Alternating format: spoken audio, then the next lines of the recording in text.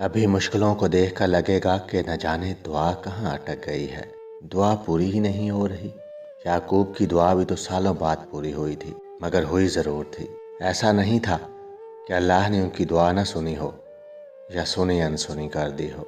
اللہ نے سب سنا تھا، مگر جواب دینے کے لیے یعقوب علیہ السلام کا صبر دیکھا تھا۔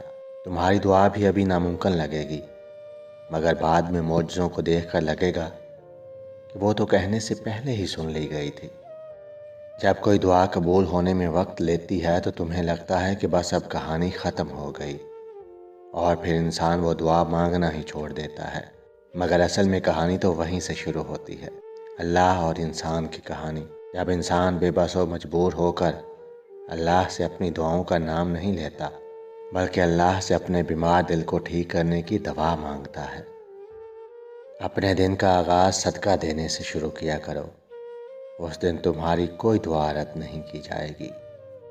اللہ تعالیٰ کا قرب پا لینا ایسی منزل ہے جس کے بعد کوئی مشکل نہیں۔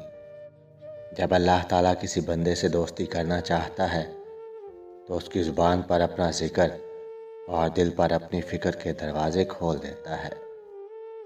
بارش میں اتنی بوندیں نہیں برستی جتنی سجدے میں سر رکھنے سے رحمتیں برستی ہیں۔